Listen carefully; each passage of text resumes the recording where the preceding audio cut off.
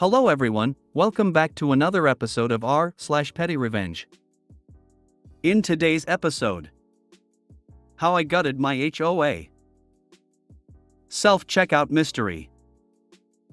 XBF is probably changing my streaming avatars to fat characters to be petty, so I logged him out. Before we get started, make sure to subscribe so you will never miss a video. So let's get started. How I gutted my HOA. Backstory. A few years ago, I bought my first house in a medium-size 500-1000 homes neighborhood in a southern state. It had an HOA, but I actually picked the neighborhood because they had the lowest HOA dues in the city, the fewest rules, and the house was by far the nicest one I could afford in my budget. After a few weeks, I get a violation notice from the HOA telling me that I had 2 violations needing correction. My lawn was not green enough. My trash cans were too close to my driveway.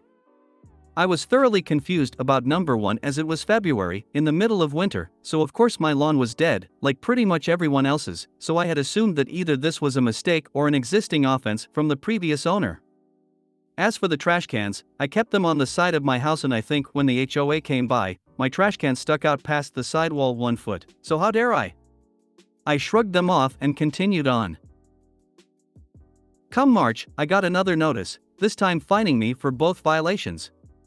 Each one cost me $100 and they wanted the money in 2 weeks. I was pissed. This has made no sense, and I was not about to let them just try and get money for BS violations. So, I called the management company that worked with the board to get them appealed. The lady told me that I needed to appeal directly to the board, and that I could do so in the next annual meeting in a few days. So, I of course showed up to the meeting. Prior to it starting, I met with a few homeowners and learned that they were all there for similar BS violations, and were pissed off too. I then talked with one of the members of the board about the fine appeals process. He was older guy in his 70s with short gray hair and a very worn and angry face. He asked what I was getting fined for, and when I told him, he just looked at me and said, "And you should get fined for that. Young people like you not taking care of their homes is the whole reason I got on this board. Learn to be a better property owner." This dude was the VP of a volunteer board telling me that I did not know how to take care of my house. What a sad life. The meeting then started, and the moderator mentioned that since this was an annual meeting, we would be voting on 3/5 board members. They had some applicants to the board, and we could also nominate someone today. That's when I had the idea of how I could get my revenge. When the election part of the meeting came, I nominated myself, gave some BS speech about HOAs are not here to make money and that I wanted to serve my community. I won in a landslide, and you could see the board members getting annoyed because they had scowled during my speech. After the meeting, I appealed my violations in a very elegant way, and they agreed to waive my trash can violation. As for the grass one, apparently since I had weeds growing in my yard, like tiny patch in the corner, they were still fining me because the weeds were turning yellow after I sprayed them. I was dumbfounded how they could get away with this, but they used a technicality in the bylaws that I had signed, so I ended up losing $100. Revenge. I will be honest, I had not expected this to work. After joining the board of 5, including myself, I was appointed secretary and had to help maintain meeting notes and review records. They specifically told me that I was not allowed to propose new policies, but I could vote on new ones proposed by the VP or president, which I later learned was actually a violation of their own rules. I voted every new rule down as long as I was in that position. I decided that my best course of action was to listen to how the others operated, and look for an opening to get each of them off the board.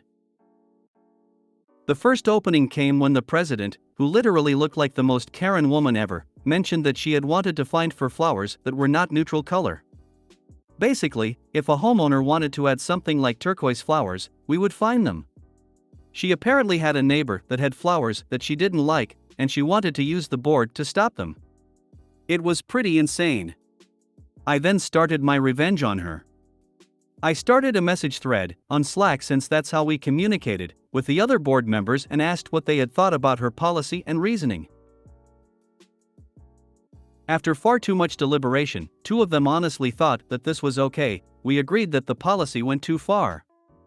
I then made a long post in the main channel telling her that her actions were not only wrong, but that she should be excused from the board. When she inevitably flipped out, I called a board meeting in the following week, and the other 4 board members voted her off for targeting a community member for personal gain. She gave a sob story about how the board was her life and that the neighborhood was like her child, but I didn't care. That was one down. I convinced one of my good neighbor friends to join a little later on to take her spot. The next members I targeted were the treasurer and director, as I wanted to save the VP for last. They were actually pretty easy to get off the board because they were very easily swayed by public opinion. So, I made a fake account on Nextdoor and waited until spring, when most of the violations go out. When the letters went out, I looked for angry posts on Nextdoor. I then would comment on each one, giving them the first names of the 2 board members as the culprits and told them to come to the next HOA meeting to appeal. It worked far better than I had expected. During the next meeting, over 50 people showed up and called out those by name. It was glorious. During the open session, community members grilled those 2 for their poor policies, even though they did not make most of them. The VP, now president after the other one resigned, tried to defend them, but ultimately failed. The 2 members were so distraught after the meeting, and I told them that maybe they should resign, and they both did. That was 2 more down, both of which were replaced by a couple who came to the same meeting and wanted to get rid of these rules. Finally, the board had been flipped to 4 out of 5 people wanting to get rid of all these dumb rules. The president, however, was still same old angry, hateful man. He tried to add more rules to increase violation revenue, and we voted him down every time. He started to get annoyed, but stayed steadfast to the board. I tried a lot of tactics to get him to leave, and not much swayed him. A few months went by and we started with a new management company. They had a much better style of property management and a website for looking through our community's records as well as automated reports. When we got our first fines report, I hit pay dirt. The president's house appeared, and he owed around $10,000. Apparently he had open violations that he had never paid, and the other management company hid it from the board for him, since he had been on the board for close to 7 years. So, I looked into remedies. Since his fines were over $3,000, our bylaws stated that a majority vote of the board could start an HOA foreclosure on the home, which I still think is insane that HOAs can do that. So, I got all the docs together and double-checked with the new management company that the fines were correct, which they confirmed. I called an emergency board session, presented the information, and 4/5 of us voted to start the foreclosure process. The president got angry, cursed, and left the meeting early. We were informed a few days later that the president had resigned, paid his fine, and put his house up for sale. While I am sad we couldn't force a foreclosure, at least he was off the board. I am currently president to this day, and I have reduced the fining policy to be a maximum of $400, and homeowners can appeal any time that they wish digitally. In addition, I have banned any grass fines until May, and trash can violations have been super relaxed. Morale of the story: never fine me $200, call me a stupid young kid, and expect to not lose your house. Finally, a HOA power trip story with a happy ending. This is the way all government should work. Get out there, people. Only a medium happy ending because he's still fining people. I think the biggest problem with HOAs is that many of the people that get involved are retirees, and they have no friends or hobbies, so the HOA power becomes their whole self-image. Reminds me of the Seinfeld episodes and Jerry's parents with the HOA. This is awesome. I live in an HOA that has gotten progressively worse. Trash cans are their favorite things to nitpick about while they completely ignore safety violations. A few years ago they tried to fine me during an active police investigation for damage to my property that was caused by vandalism. Meanwhile, I tried to get a board member to help me with a clear violation of the HOA bylaws that was literally keeping some of us from being able to access our own properties much of the day. That board member stupidly emailed me back and admitted that the HOA won't do anything because they really don't have the time or money to take any of us to court. I ended up going to the city code compliance office and got the issue dealt with on my own, but I've been sitting on that email ever since, just waiting for the right moment to deploy it. Many HOA management companies get paid extra for each violation letter they send. This incentives them to issue violations for every stupid, petty possible violation. If the person appeals and gets it cleared, the management company gets paid anyway. If your HOA is batshit crazy about rules, ask a board member if they're getting paid for it. I worked for a large multi-state HOA management company. This is actually why I just switched to a new one. I looked for a company that specifically banned that practice in their rules. That was actually pretty hard to find. HOA should honestly be outlawed, or at least severely statutorily limited in what they can and cannot do. I won't live in a neighborhood with one. They attract the absolute worst petty tyrants who have no valid authority. If the city/town wants to cite me for something, they can. My neighbors should absolutely not get a say in that. The best thing you can possibly do is vote to disband the HOA entirely. Better to strip their power than have a potential new HOA popping up. Unfortunately, my neighborhood's founding charter, or whatever it's called, with the township requires that we have an HOA board. Funny enough, since there's only 40 houses, nobody wants to be on the board, so I ended up volunteering and getting elected by default to be the sole board member. All I do is sign the paperwork to make sure common areas get maintained, and approve alteration requests. We're a tiny neighborhood, so nobody ever complains about anybody else, so that's never been an issue. I just volunteered because I was worried that the sole neighborhood fascist would end up running, but his wife divorced him and kept the house, so he's gone now. This is awesome. When I met my husband, he was the president of his tiny HOA, maybe 35 houses, and he did a lot of maintenance jobs to keep costs down, like mowing weeds, fixing sprinklers, etc.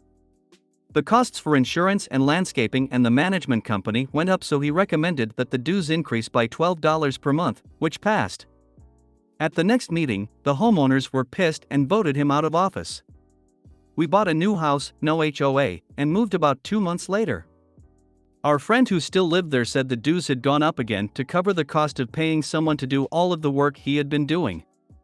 When people complained, our friend said, "Well, Mr. Catlian used to do all of those things, but you idiots voted him out and he left." This is why I will never ever live in an HOA community. These rules and monthly payments to a group who does nothing to benefit the whole neighborhood. HOAs need to be outlawed, and no amount of dumbass excuses for keeping them will change my mind. They're petty fiefdoms put in place to invent and enforce rules too petty to get approved by municipal code enforcement. Townhome and condo HOAs serve a legitimate purpose, so have a reason for existing. Single-family HOAs are more or less complete bullshit and were invented to stop black families from buying houses in white neighborhoods. Single-family HOAs have no reason to exist and should be abolished. Self-checkout mystery. Every time I go grocery shopping with my dad, he never helps me out. He always insists we go to self-checkout even with a cartload, and I bag it all. Every single time he loudly announces he's paying to workers, so I have to do all the scanning and bagging. After this, he then proceeds to sit or lay in the most inconvenient place and play Candy Crush on his phone. Honestly, I wouldn't be mad doing this, but he always announces it in an humiliating way, and I always get embarrassed. This always makes me feel shitty, but I've found a way to combat that feeling. I place an expensive item in that he wouldn't approve of, such as makeup or over-the-top skincare. Getting away with this for years is the only thing that keeps me shopping with him. Sometimes he sees the total and asks how it's so high, so I just act dumb and he's too lazy to check. Today the cart was $185 for half a cart and definitely made me feel better after getting humiliated. I can't talk to him, so this is how I get back at him. I am a father, so I don't say this lightly, but your dad sounds like an asshole, and shit like this is reason people like him wonder why their children don't visit them in the facility or whatever in their final years. Which the children probably picked. One more reason to be nice to your kids. He definitely is an asshole. Yesterday in the store I saw an album I like that doesn't look like a typical album, and to check there was a CD in it. He folded the album in half and put it back. I used to say in my head that I would put him in a retiring home anytime he did that while checking out, but I've just grown out of it. When I was younger I cared much more, but now it's whatever. Years ago, I had a cashier announce to everybody in the vicinity that I was using food stamps. He complained loudly about lazy, unemployed single moms being a drain on society.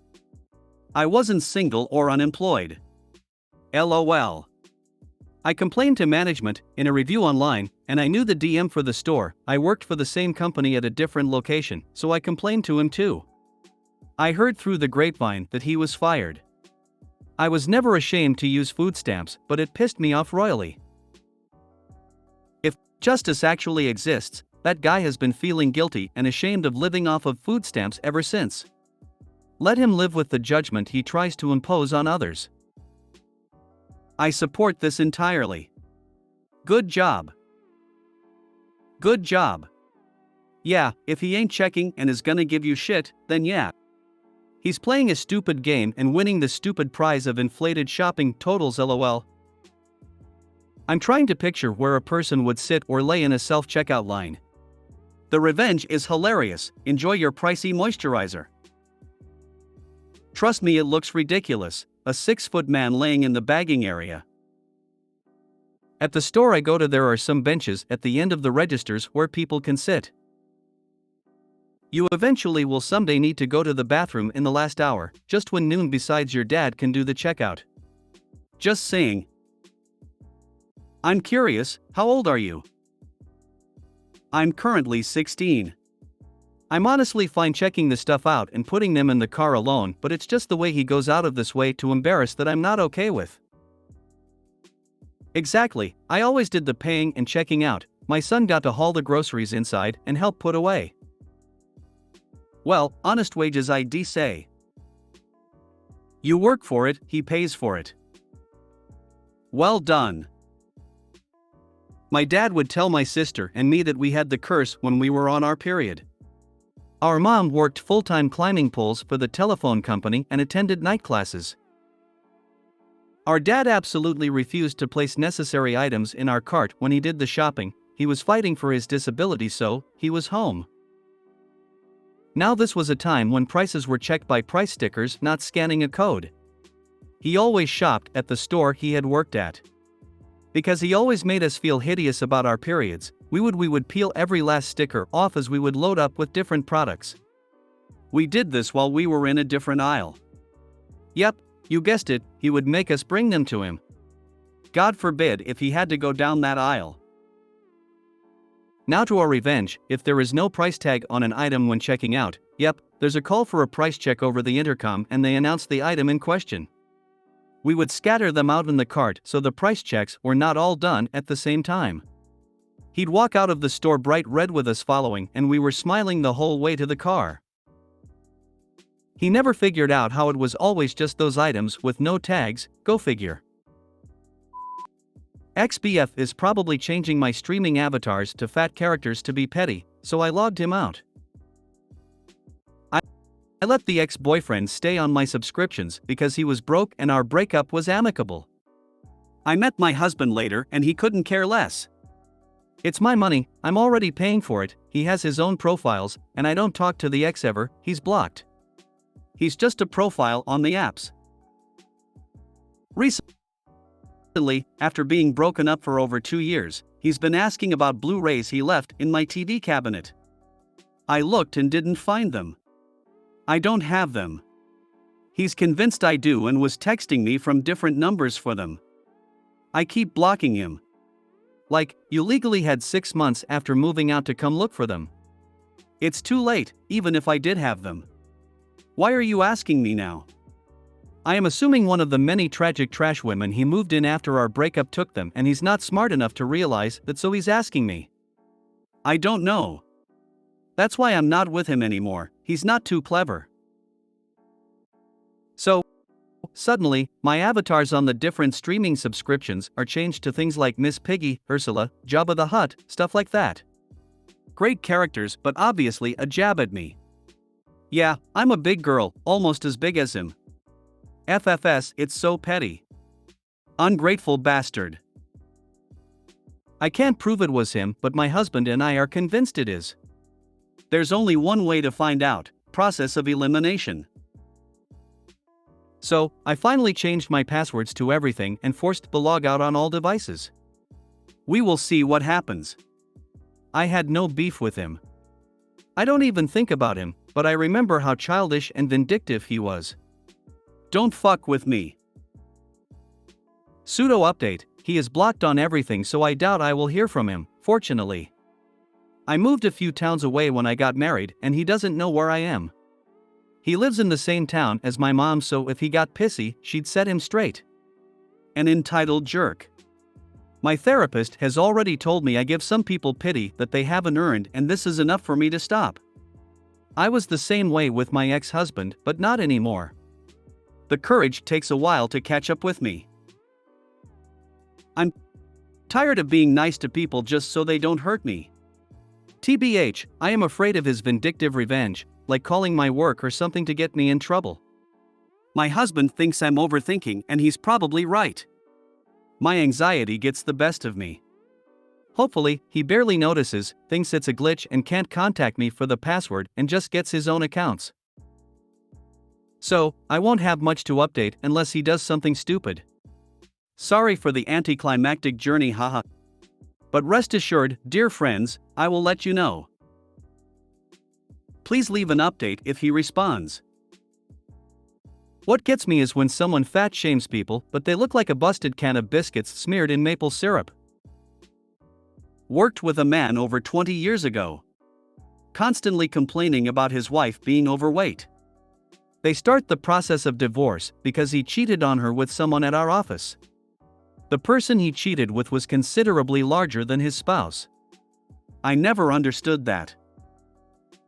Unless you hand out your Netflix account like candy on Halloween, I don't think you need Sherlock Holmes for the case of the derogatory avatars. He can now get his own account. These days in Australia, Netflix knows when a profile is logging in from somewhere other than the registered address. They need to say if they're traveling, and if they are, then they get a code sent to the registered email address. It's always a hassle when the owner of the account changes the password. I let all the others using know immediately, so no hassle needed. Make sure you change your email password too, just in case he knows that. If you made it to the end of the video, thanks for watching. Don't forget to like, subscribe and share, and we will see you in the next video.